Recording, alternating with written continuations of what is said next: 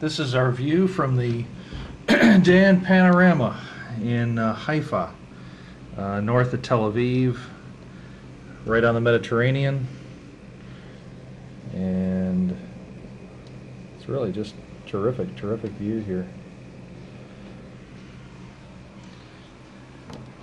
And this is our hotel room, done like 1970s style. And there's Connie. And yeah. We're just getting ready. Still suffering from Tut's revenge. Tut's revenge. But and anyway, so now we're about, here's another view of it was so clear last night. We should have done this last night. Yeah, this is really, it's a nice view anyway. Did you tell them we were in Haifa? Yes. Got some terrific buildings down here too, just, you know, Greco-Roman style. Really neat stuff. So we're not going to be able to go there. High on a hill in Haifa. High on a hill in Haifa. So we're going to have a bite to eat, and then we've got to meet up with our tour in a few minutes. Well, ladies and gentlemen, let me say a few words about the Baha'i faith, or the Baha'i religion, which is a very interesting religion and yet a very new religion. The founder of this religion is known by the name of Baha'u'llah, the meaning of which is God's glory. He was born and raised in Iran, and he came out with a new idea at which he claimed that each historical period brings up its own prophet, like Moses in his time, Zoroaster, Jesus, Muhammad, and Buddha. And he says that each of those prophets appealed to mankind at a certain historical age. And he claimed to be a prophet. He announced himself to be a prophet, and he said that in the future there will be more prophets to appeal to mankind. The belief is in the unity of mankind under one faith. He said that countries are important, but I mean... We're at Baha'i. Beautiful gardens in Israel. At the gardens. Yeah, in Haifa still. You don't explain all what Baha'i is, do you? No, that's okay.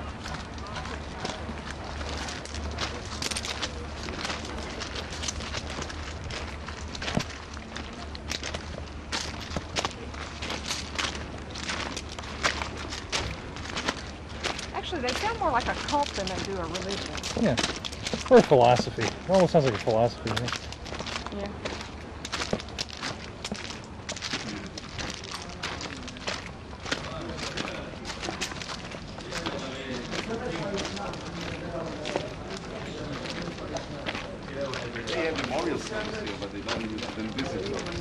Folks, come along, because a large group is coming behind us. Folks, come along, please.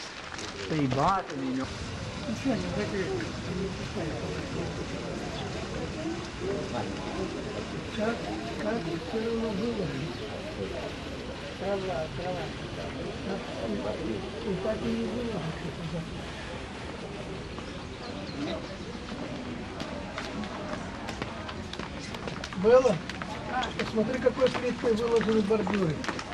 Зеленые плитки. Посмотри, какой плиткой. This is just where we came from, the World Center of the Baha'i Faith. We're at the Church of the Annunciation in Nazareth.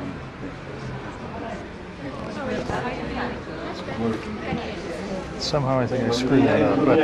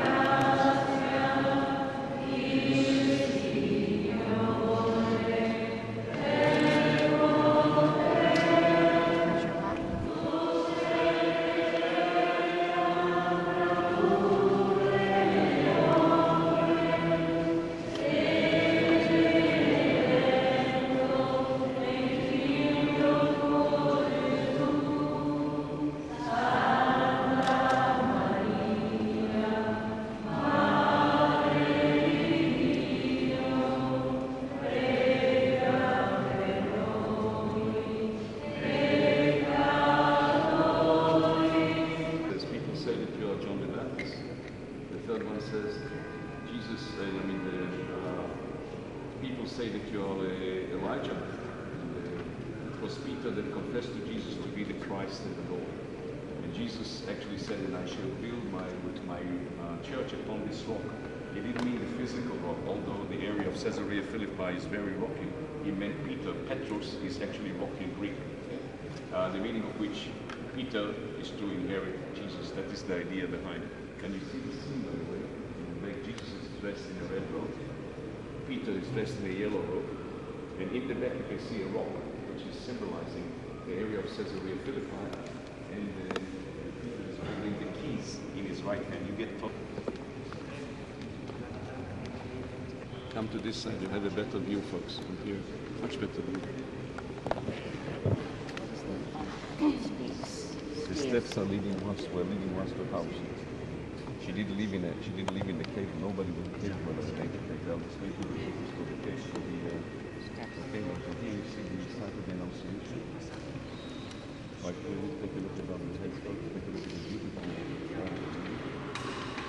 And those of you who are interested, we can have a view here of the Mount of Crucifixion.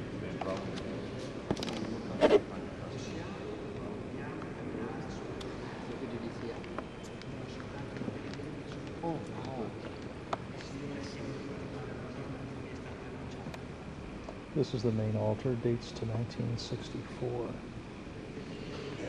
This is Mexico.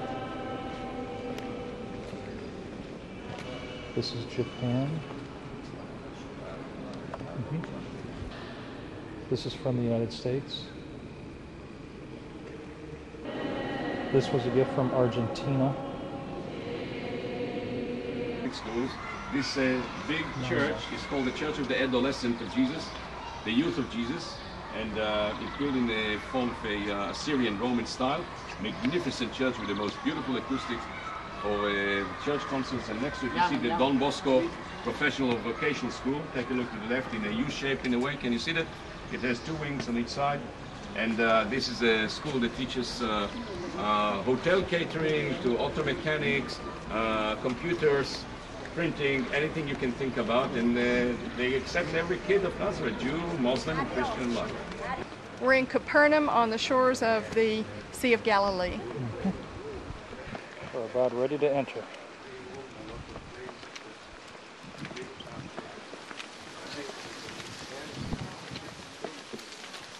A 7-branch candlestick, a menorah. Can you see that? A menorah, very clear, okay? To the left of it, what do you see? An incense shovel. And to the right of the incense shovel, you see a ram horn. You can go closer and see that, a ram horn. By the way, these were the objects of the temple, depiction of the objects of the temple. Jewish people were not allowed to imitate the temple's objects until the temple was destroyed. It was sacrilegious to imitate or to actually copy the objects of the temple. And you're going.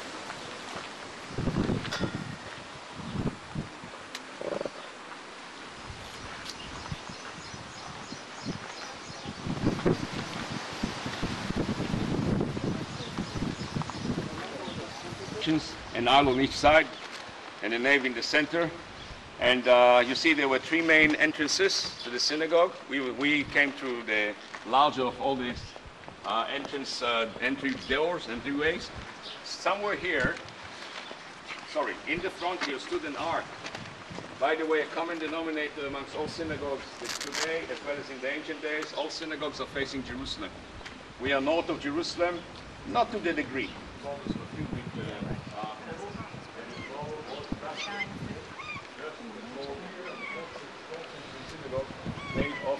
Made of a flagstone. What is interesting, the most important thing is that on the floors they did find some material culture of Jesus' days, mainly pottery, a lot of pottery, glass, and more important than anything else, that gives us an exact indication that this is first century synagogue. Okay.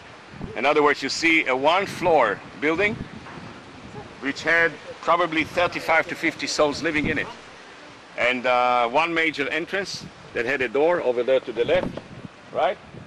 And then you see the rooms were bedrooms, except the open courtyard, which is next to the date palm you see growing further. Okay, the walls were rising to about 9 to 10 feet. Wood beams would be carried by the walls, and clay roofs were here. Now you recall from reading the New Testament that they tried to get the sick man into the house. They couldn't get the man into the house because if this unit would be sufficient for 50 people, there were probably 100 people standing. Everybody wanted to touch the healer of Galilee. They can't get the man into the house. What do? They take a hoe. Yes, but wait a minute, not that fast. They take a hoe, they remove the clay, they cut with a pick or with an axe. They cut the beams and get the man in his stretcher, in his bed, right into the house. I'm not telling you that this is the house they brought him, but this is what we call in archaeology an insula, cluster of rooms. One family unit, folks. And like in the Arab families present days, the people were living here, is the construction, the structure that you see around you, the square structure particularly, that we see around us, which is the largest single building in Capernaum. Take a look around you, see the walls that have been restored of that square structure. Now let's go, let me turn your attention to this chart here. We see here three major levels in here. The first level, marked by a red pattern, the house of St. Peter's mother-in-law. You see, Peter was not from here. Peter and Andrew, the two brothers, who were the close followers of Jesus, were from Bethsaida. And Jesus recruited them as disciples. And Peter probably married a woman from Capernaum. He was living across the Jordan River, about 3.5 miles from here to the east. And his mother-in-law lived here. The Bible tells us, if I may first of all, before I give you the narrative of the Bible, the story of the Bible tells us, the New Testament tells us, that Jesus is alluding to his own homelessness by saying that birds in the air have nests, the foxes have holes, and the Son of Man doesn't have a place to lay his head. And it's true, nobody knows Jesus when he came here first. Who knows Jesus? You see, but it says also that Jesus healed the mother-in-law of Peter from her fever, and she stood to serve him. The meaning of which she gave him room and board. In other words, he had a place, one of the rooms in this insula, one of those rooms that you see here, the red pattern building on the chart, at which he was welcome to stay when he came to visit Capernaum. Rosettes, canto sleeves, etc. Okay, these are all elements of the scene.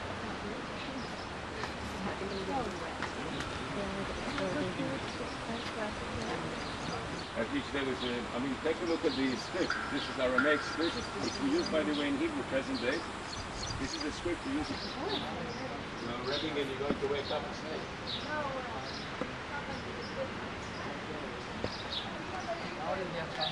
Oh yes, on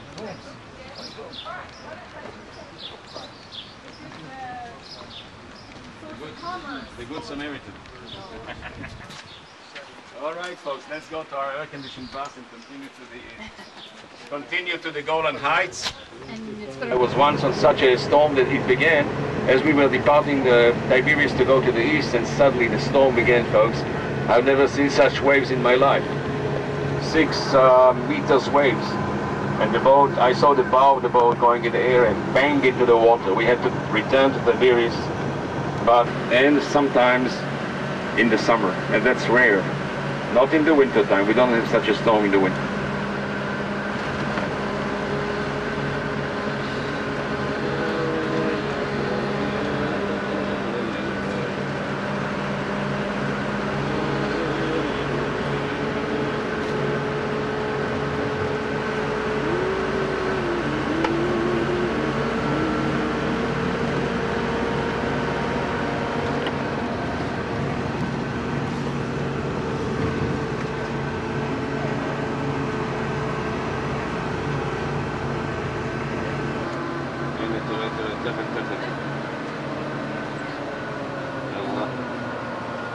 Okay, in a moment we'll be crossing the Jordan. Don't look for the Susquehanna River or the Orinoco River or the Amazonas. Mississippi is very narrow. Take a look. Here we are. Oops. Rough thing. On the left and on the right, but both sides. The willows of the river.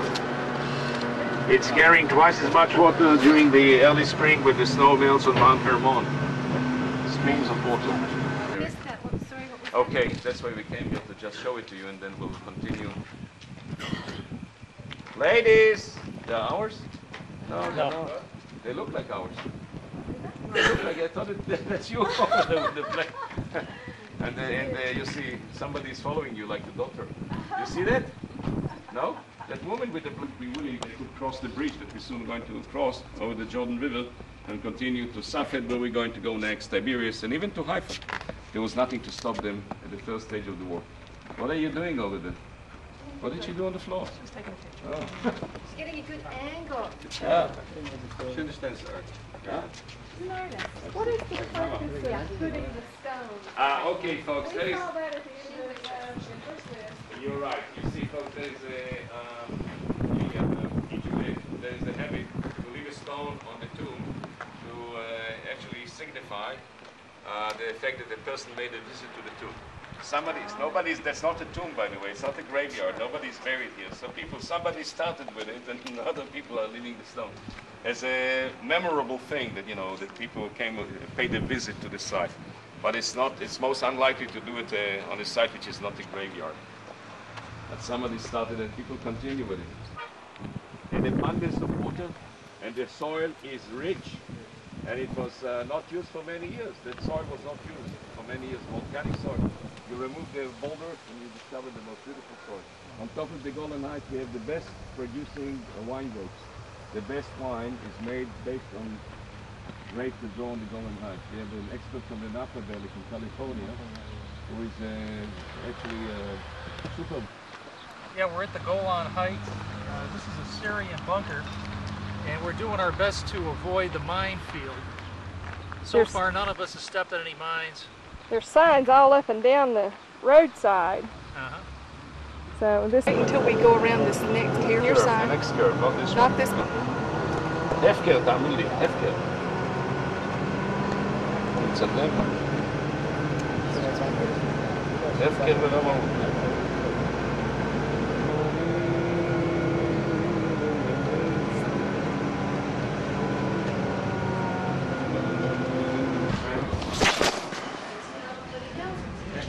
Well, we're at the Caesar Resort Hotel. There we go. And this is the view.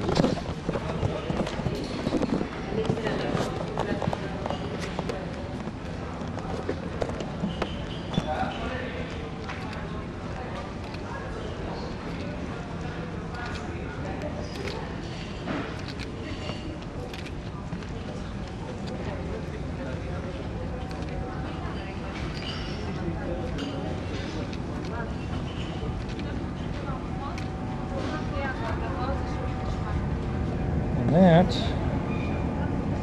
is the swimming pool and the Sea of Galilee in the distance.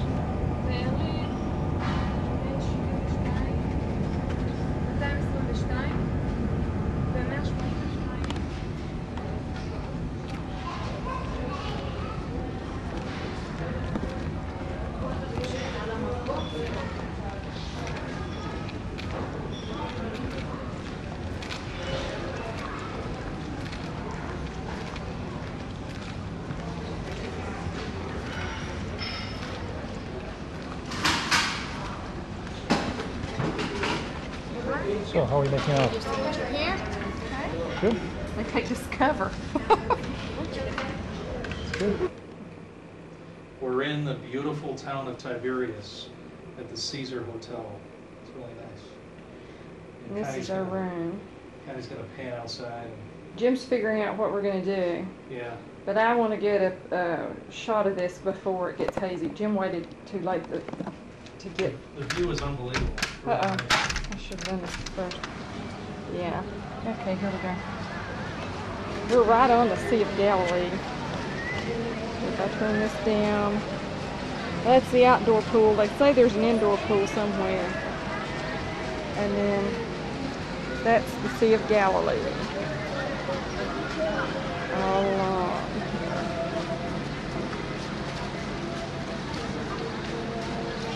Outside of our room.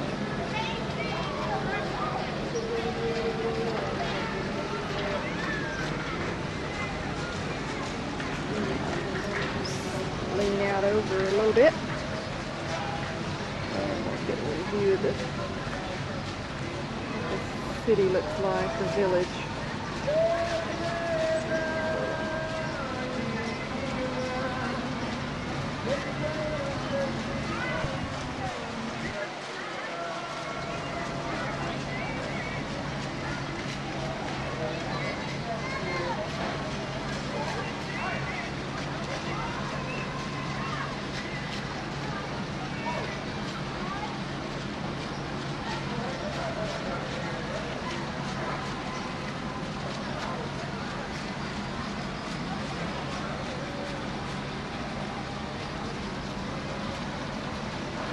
gentlemen, let us turn to the kibbutz. One of the central institutions in a kibbutz is the dining room. The dining room is not only a place at which food is served, but also a place at which in the past entertainment used to take place. Every Saturday night, the kibbutz General Assembly gathers here to make decisions that have to do obviously with the everyday life, educational decisions, financial decisions, economical ones, and social ones as well. Unfortunately, the scene here today, everything is, everything is self-service. The world goes self-service, so the kibbutz also for the reason of efficiency, for the cause of efficiency, they go self-service. And if you come here in the morning, you'll see members coming to eat together. Lunchtime, they eat together. In the evening, what you see is a very interesting scene. You see the people come here, the couples come here, get food from the dining room, get to the rooms to eat together with the children, you see? Together with the children, not to come with the children to the dining room. These are the family living quarters of the kibbutz. Kibbutz. How they made, very modestly. They began with tents, they went into huts. This kibbutz began in the 1940s. And then they went into huts. And here we are. That's what they achieved. We think there's some serious military action fixing to happen here. I'm not feeling real confident here. Yeah, there we go.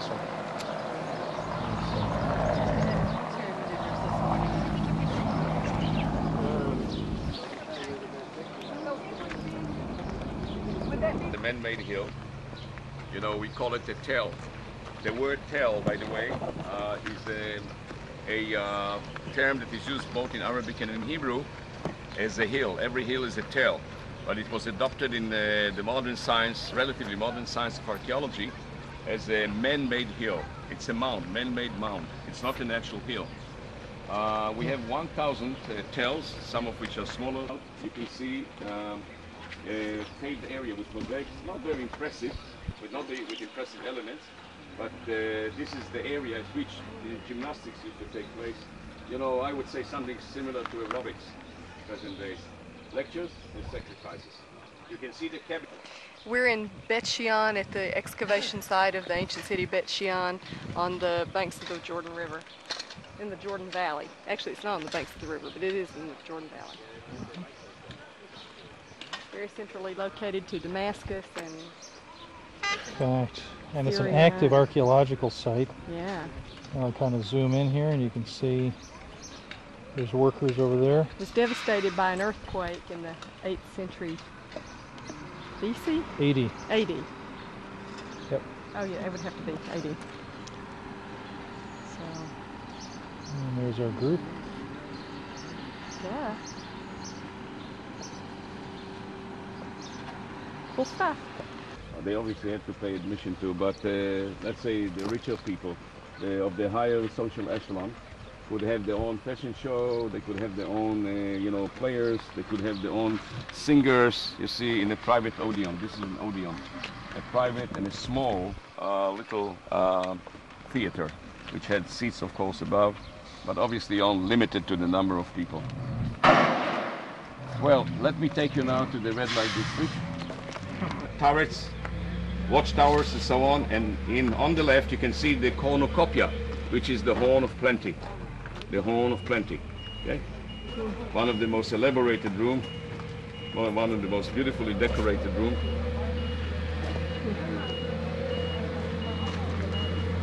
The house of ill repute.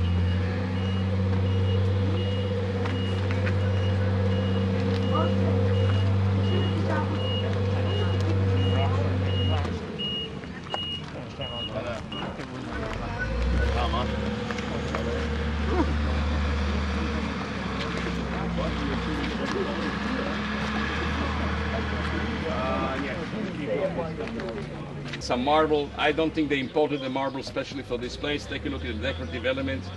And as a matter of fact, you can see the columns. This is the Cardo Street, the main street. Cardo, main street. That was a typical street to every Greek city.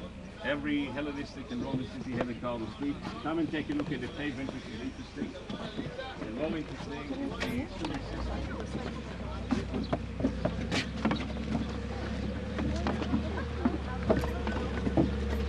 You can see here that the street suffered quite a devastation from the drop of the columns that fell into the street partly, some fell to the shops. And you can see that the street is not leveled. And then I'm standing on the pattern of the sewage system. Come and see the depth of the sewage system here. And I wouldn't say sophistication, but the cleverness of putting such a plain system and yet brilliant.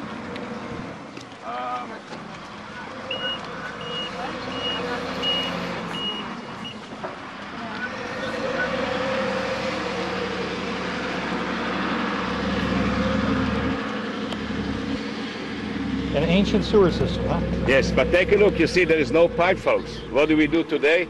I don't know what they do in your cities. I know what they do in my city. I suggested the city hall. I wrote them a letter. I suggested that instead of lifting the pipes and the cable, TV cable, and put the sewage and put all then the electrical, and the other lines, they should have a zipper opening. We're on the main street colonnade, and this behind the columns was the main shopping mall with a beautiful mosaic street. Does it date to about 200 or 300 BC?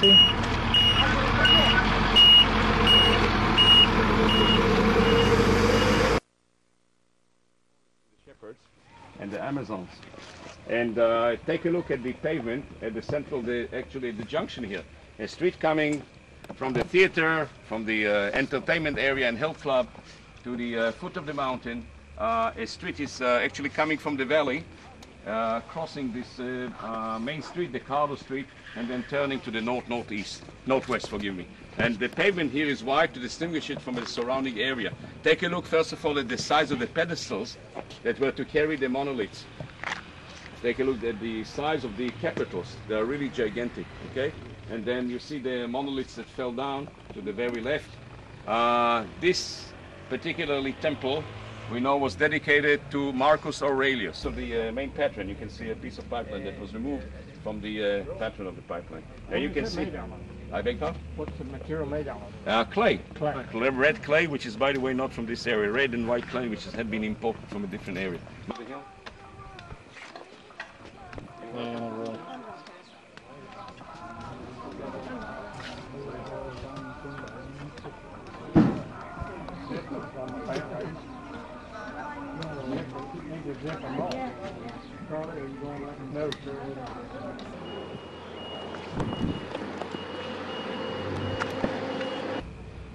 Here is Palladius Street, which is a ancient shopping plaza. And here is an artist's reconstruction of what the street looked like in ancient times. We're in Jericho.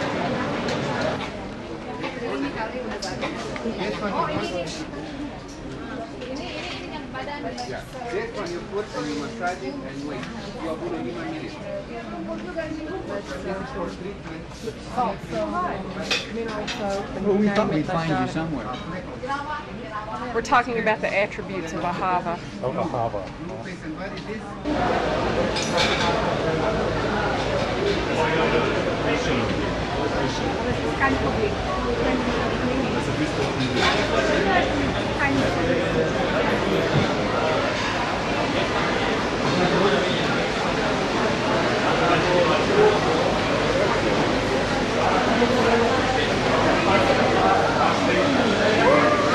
Hello. Sweetheart let me back on the bus so I could get water and sunscreen. Brought your hat. Okay.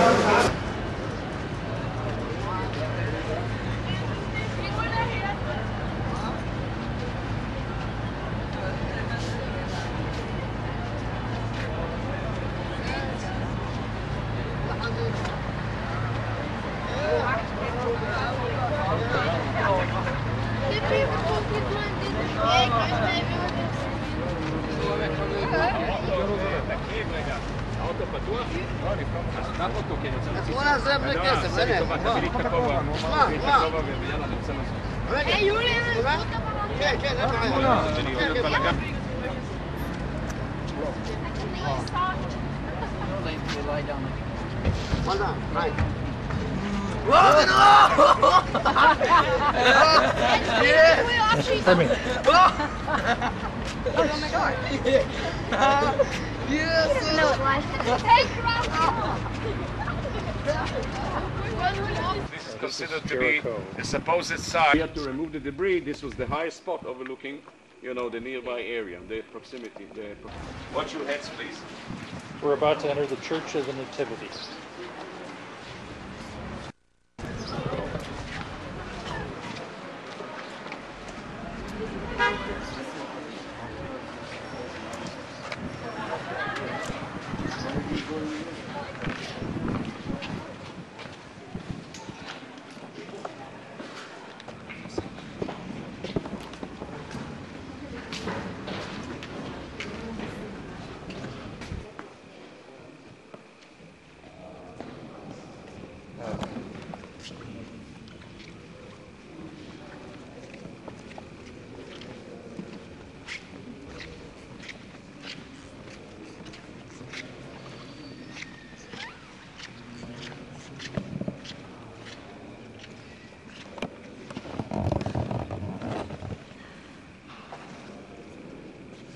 Folks, let's get a hit, please.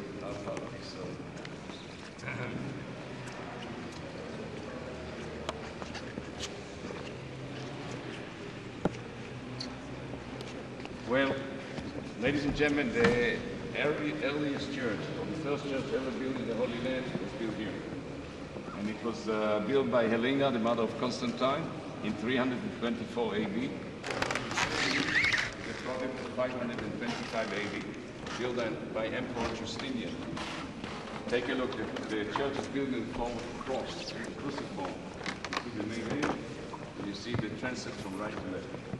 This is the cruciform church, and it's the only intact Byzantine church that remain in our country. The reason is the Persians who came here in 614 AD destroyed every single Byzantine church. There was a terrible relationship between the Parthians, the Persians, and the mother of pearl has been an art in Bethlehem since the 4th century AD. You see divided into two major depictions. The one to the left depicting a cathedral with a green dome, and it's dedicated to one of the 7 cities that John, that wrote Revelation, visited or addressed his writing, and that is Sardis in Asia Minor, Turkey. The one on the right, with the red dome, is depicting a cathedral that stood in Antiochia, a city that Paul visited at least on one occasion and departed from there on his famous journey to the land of Holy. And on top you can see, in between the windows, the depiction of the prophets of Israel in the form of angels. When the sun sheds light into it, you know, from the south, it's magnificent. You see the gold is so vigorous, so strong in this arena. We are standing in the transept. You see the iconostasis, the facade that covers, that actually hides behind it the altar. With the Orthodox churches, the priest does not lead in the open the services, but rather behind the iconostasis. And in a way, it's an imitation of the temple in Jerusalem, at which the Holy of Holies was separated from the courts of the temple. You'll see that, by the way, on Friday. We're going to see the model of Second Temple Jerusalem. By the way, from this very spot, you can appreciate the magnificence of the gilded mosaic. Come here, you'll see that it's beautiful. But, I mean, there is some light penetrating from the south windows. Take a look at it. Beautiful gilded mosaic. It's magnificent. The color is magnificent. There's no sufficient sun there. It's not restored. It will be really, yes, you see, because it's not reciprocal.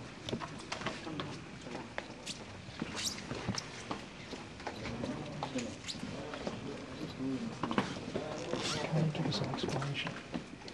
We're going into the Holy of Holies. This is where Christ was born. So, I'm okay.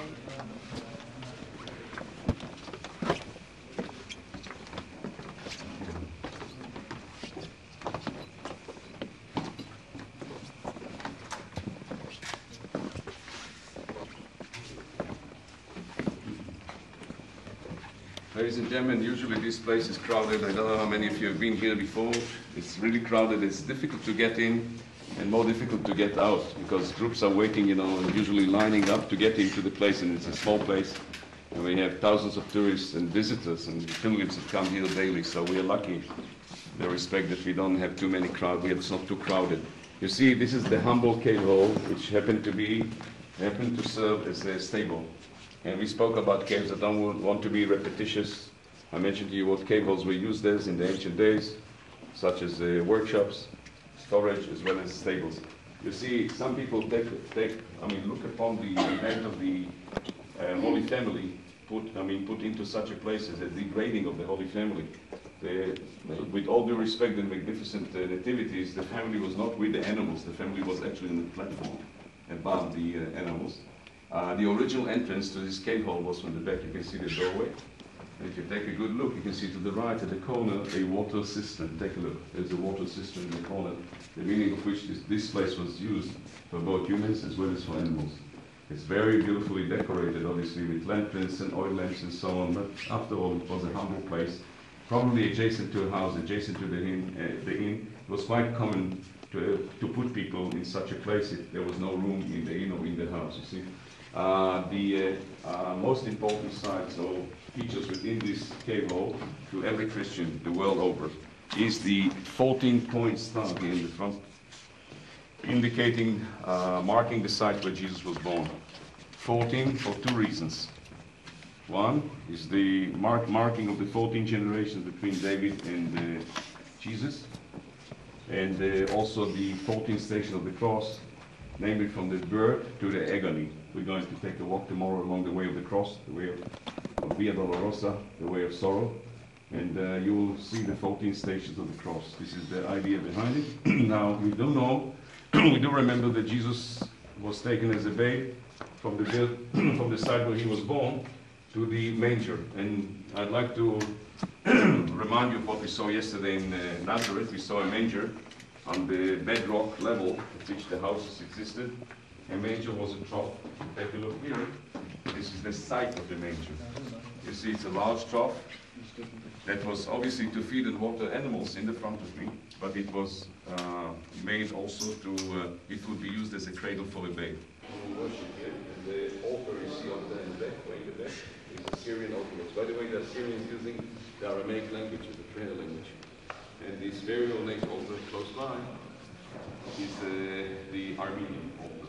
And you know, there is a time schedule. Which is the actual site of the Nativity, presenting into the Catholic Church where they celebrate the Mass that we see on TV worldwide.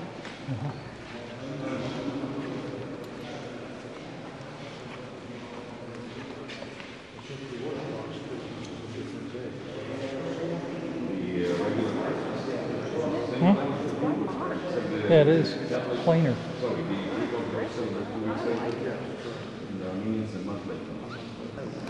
And hidden.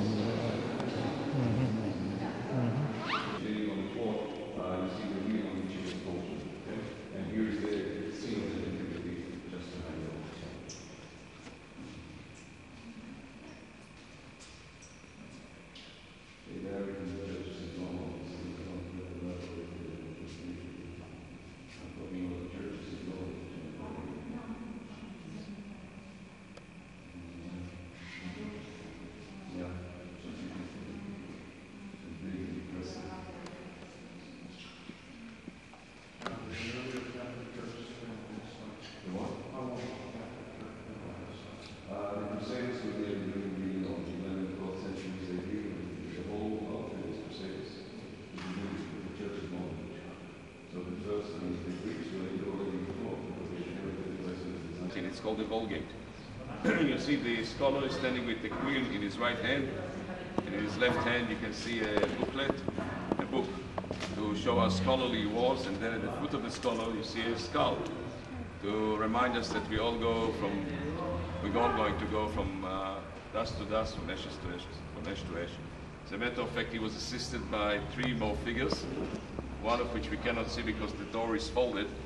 Is open, and they could take the doors. We have the Hieronymus, Eusebius, who lived in Caesarea. To the left, a woman called Santa Paula, and to the right, the relief of her daughter Eustochium, Santa Eustochium.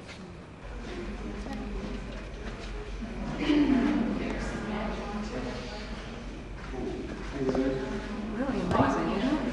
Yeah. Look at his I know. It's just You incredible. can barely make it out of the video, but you can make it out.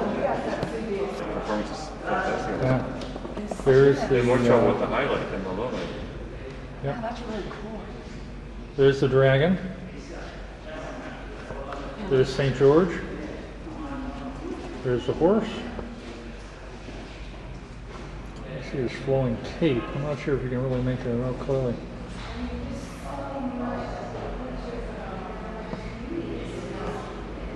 And the horse. Morning. We're in Jerusalem. We're going to take a walking tour of the old city today. Going to the Western Wall. We got our prayers put in the wall. We had a beautiful Italian dinner last night. Took a little walk. There's a park across from the hotel. We walked over and saw the old city by night, and have a good day today. Right. And we're at the King Solomon Hotel. Yeah, King Solomon Hotel. We got a nice view of the old city from our room. Listen to a little Beethoven action. This is the lobby. With the nice sculpture there. The city of Jerusalem on a ball. Kind of neat. Actually, that's like Jerusalem is the center of the world, pushing around the suspicion. It's kind of cool. Yep. So, the city of David, here we are.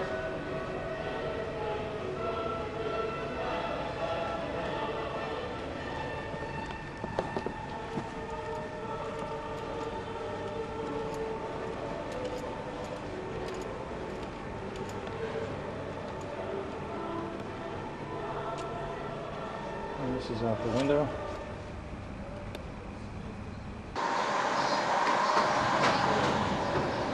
That was a bakery in the Jewish quarter as we walked through Jerusalem.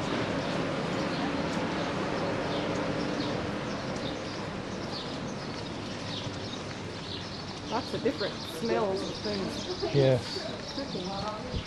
Byzantine period, 6th century AD. And on that depiction, Jerusalem takes the very last portion of the map, which is not in good condition, but some of the places you can see well. And on the map you will see the Cardinal Street that we were looking for. We knew what we were looking for. This is virtually an excellent book, which is based on reports that were made by, on research that was done by those two guys amongst the British, the Israelis, and the Arabs. And they came out with the most beautiful book, unbiased, very fair to all sides. And you'll hear that this quarter, you have gone back 2,000 years in time to the upper city of Jerusalem. The type of houses that stood here. If you come closer, you'll be able to see a couple of things that you cannot see from the other side. The houses were made principally of 3 levels. The reason they were made of 3 levels is the lower level was not built up. It was hewn into the bedrock. For what? In order to be able to, first of all, accumulate and store water from rain, which was very imperative in Jerusalem, because Jerusalem has one perennial source of water, and that is the Gihon spring that was feeding into, typically water to the city of David. That's why the city of David was actually established by the Jebusites. The people here, until the British come to Palestine, had to accumulate water in cisterns. You go to any house in the old city of Jerusalem, you will still see the water cisterns. They're not in use anymore. Sitting along a long table, and they eat on chairs. Non-existence. It's beautiful, yes. Michelangelo's depiction is fantastic, but it's non-existence. And the reason is, people would sit on the floors, they would sit on mats and cushions, they were reclined. They would lean on the left elbow and scoop the food, from the dishes. There were no explain the narrative of the New Testament at which Jesus is the beloved disciple is Jesus leaning against Jesus. If you sit and cut your food, nobody can lean against you, you see. But if you do recline, it's John, the beloved disciple, that was leaning against Jesus' bust, okay? And as a matter of fact, the tables that you will see some here were service tables. And you will see here the one leg or sometimes tripods, rectangular tables Here, take a look. You see those tables? They were service tables. This is probably a place, a small place for family members to sit and eat. Take a look at the magnificence of the mosaic. Tables were approximately 3 feet long, maybe 2 feet wide, made either of marble slab or stone slab, in order to put the jugs of water, the juglets of water and wine and oil, and the dishes, the plates, but people would not sit around to eat. Okay, we'll go now to the largest single living unit at the time. Beautiful amphora jar. Take a look to the entrance. The amphora jar, which is a wine jar, probably from Crete, maybe from Korea, could be also from Greece. People were importing wines. See, they really were wealthy. This floor, the walls were all covered with the most beautiful frescoes. You can see, by the way, the remains of frescoes. Frescoes are paintings, painting on a wet plaster. You can see right away, probably, a sign that the guy, the owner of this building, was trying to renovate the rooms. The landlord decided to renovate the house, and you can see that they hired people. You can eventually conclude, draw a conclusion that he was hiring some workers to cut those holes, pick those holes in the olden wall, in order to be able to affix the plaster, the newer level of plaster. Probably because the wall broke out, they didn't complete the work. That's what we think. We are not sure about it, but that's one of the suggestions made. The moment said this is fire. Take a look at the damage close to the floor, and also the frescoes over there. Frescoes are all made by Charles. Now here is the courtyard, the central, most important part within the building for everyday's activity for any family in Jerusalem. The feeding, the cooking, the feeding, the associating, the talking, and so on took place in this very site.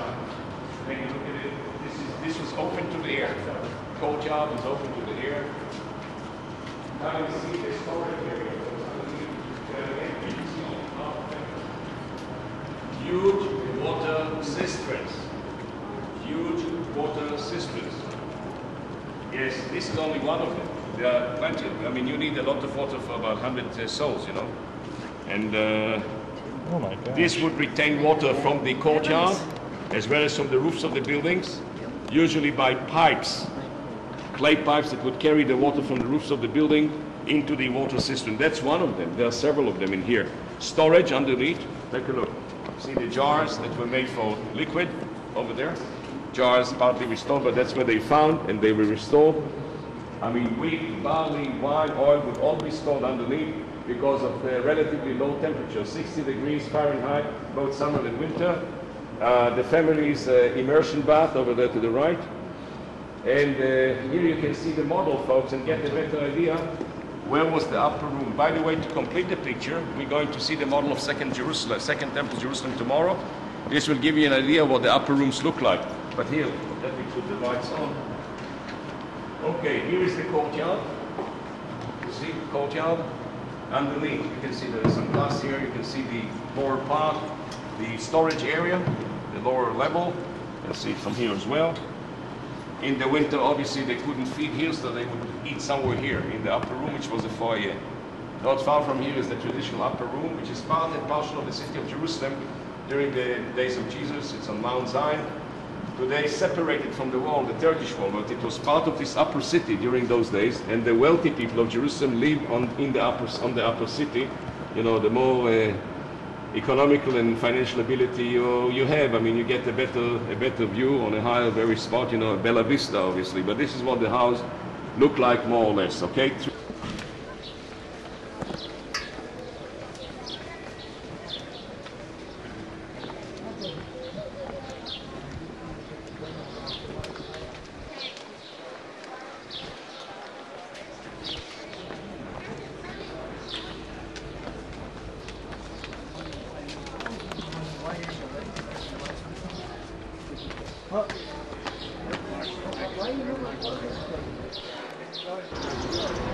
That's the western wall.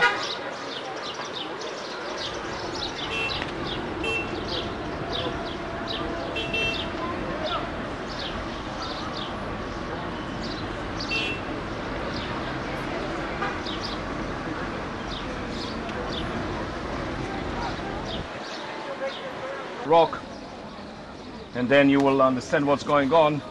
And afterwards we'll find ourselves a corner at which we concentrate our objects. I'd like to first of all mention to you that this is a product of the year 691 AD. The inner part of this Dome of the Rock is enveloping a rock, which is an integral part of this mountainside. In other words, the rock was not brought here. Of lead, which was imposing a weight of 200 tons. They decided to remove it. The inner part, however, is magnificent.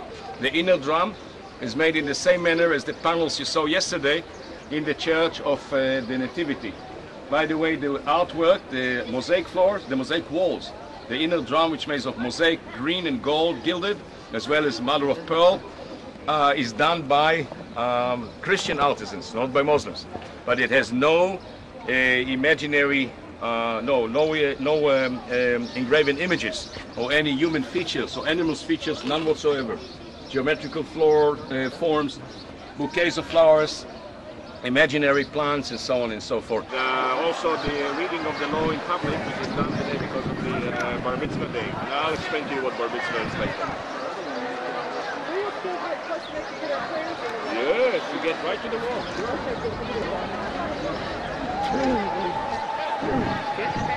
Sitting here. To reinforce the stone, the stone in earth that was poured into the temple mount to level the next area. Those were retaining them. They were not to defend the temple. As a matter of fact, the stones of the western wall and other walls around the temple are weighing between 3, 11, and 25 tons. Wow. We have one stone in the tunnel that is weighing about 600 tons.